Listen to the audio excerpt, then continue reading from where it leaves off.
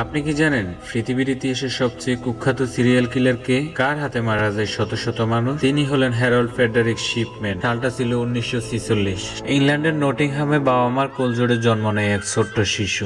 বাবা মার ইচ্ছে লিডস অফ স্কুল মেডিসিনে চিকিৎসাবিদ্যা নিয়ে পড়াশোনা করেন তিনি। তার বাবা মার ইচ্ছা ছিল ছেলেকে মানুষের জীবনের দূত বানানো, কিন্তু আদতে তিনি ছিলেন মৃত্যুর দূত। বাইরে থেকে দেখতে শিপম্যানকে দাড়ি চশমা মিলিয়ে ফিলোসোফারের মতো লাগলেও কিন্তু কে বলবে এই লোকটাই ভয়ানক দুর্দান্ত এক হত্যাকারী। 1976 সালে ডটমর্ডেনে একটি হসপিটালে কাজ শুরু করেন। রোগীরা চাইলে তাদের নিষিদ্ধ পেনকিলার ওষুধ লিখে জাল প্রেসক্রিপশন করে দিতেন। নিজেও সেই পেনকিলার খেয়ে নেশা করতেন। ডাক্তারি শুরু করার এক বছরের মাথায় 600 পাউন্ড জরিমানা হয় হ্যারল্ডের, যা বাংলাদেশি টাকায় বর্তমান মূল্য 90,000 টাকার বেশি। জেনারেল মেডিকেল কাউন্সিল তাকে প্র্যাকটিস করতে নিষিদ্ধ করে দেয়। এরপর 3 বছর পর গ্রেটার ম্যানচেস্টার গিয়ে ফের প্র্যাকটিস শুরু করেন হ্যারল্ড, কোনো বিশেষজ্ঞ হিসেবে নয়, জেনারেল প্র্যাকটিশনার হিসেবে। 1993 সালে হাইট শহরে নিজে প্র্যাকটিস শুরু করেন হ্যারল্ড। প্রায় 3000 রোগী দেখার পর 1998 সালে ক্যাথলিক গ্যান্ডি নামক এক মহিলাকে খুনের অভিযোগে গ্রেপ্তার হন হ্যারল্ড। 2002 সালে তদন্ত শুরু হয় হ্যারল্ডের বিরুদ্ধে। সেই তদন্তে দেখা যায় 1999 সালে প্রায় 15 জন রোগীকে হত্যা করেন তিনি। হ্যারল্ডের উপরে প্রথম সন্দেহ জেগে ডেবর ম্যাসি নামক এক মহিলার। সময়টি ছিল 1998 সালের মার্চ মাস। হাইট শহরের ফ্র্যাঙ্ক মেসি অ্যান্ড সন্স নামক অন্ত্যেষ্টিক্রিয়ার ভার নেওয়া একটি সংস্থার কর্ণধার ছিলেন ডেবর মেসি। একদিন তিনি তার সার্জারি ডাক্তার লিন্ডাকে জানান এখানে অন্ত্যেষ্টিক্রিয়া সম্পন্ন করতে আসা মৃত ব্যক্তিদের মধ্যে শিপম্যানের রোগীর হার একটু বেশি। লিন্ডা ব্যাপারটি পুলিশের কাছে জানান, কিন্তু পুলিশ যথেষ্ট প্রমাণের অভাবে হাত গুটিয়ে নেয়।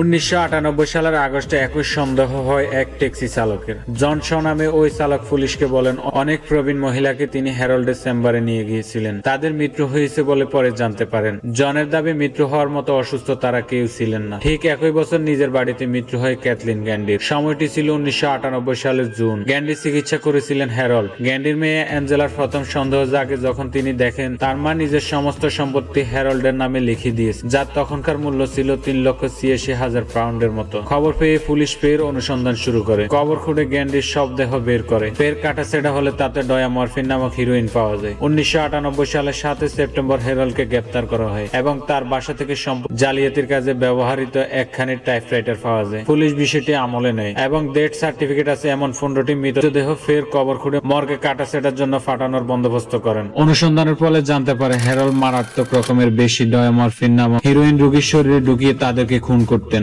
এবং পরে মেডিকেল রিপোর্ট জাল করে নানা ধরনের অসুখ দেখানো ছিল তার কাছে জলবাদ। উইল জাল করা নিয়ে দুটি তথ্য খাড়া করেছিলেন প্রেসক্রিপশন ফর মার্ডার কিতাবটির লেখকদ্বয়। প্রথমে এই যে টানা খুন খারাপির ফলে জীবনের উপর নিয়ন্ত্রণ ক্রমশ আলগা হয়ে যাচ্ছিল বলে হ্যারল্ডের বেঁচে থাকার মোটামুটি জ্ঞান ধরে গিয়েছিল। দ্বিতীয়টি হয়তো অনেক বেশি বিশ্বাসযোগ্য। 55 বছর বয়সে সবকিছু গুটিয়ে ইউনাইটেড কিংডম ছেড়ে পালানোর মতলব রেখেছিলেন হ্যারল্ড। 5 অক্টোবর 1999 সালে হ্যারল্ডের বিচার শুরু হয়। 2000 সালের 31 জানুয়ারি 15 জনকে হত্যা এবং ক্যাথলিন গ্যান্ডির উইল জাল করার দায়ে আদালত তাকে দোষী সাব্যস্ত করে। আদালত হ্যারল্ডের 15 খুনের দায়ে যাবজ্জীবন কারাদণ্ডে দণ্ডিত করে এবং এই ব্যবস্থাও করতে বলে যে হ্যারল্ড যেন কখনো ছাড়া না পান। হ্যারল্ড 2004 সালে 13 জানুয়ারি জেলখানায় আত্মহত্যা করেন। নিজে সাবধানে থাকুন, অন্যকে সাবধানে রাখুন। আল্লাহ হাফিজ।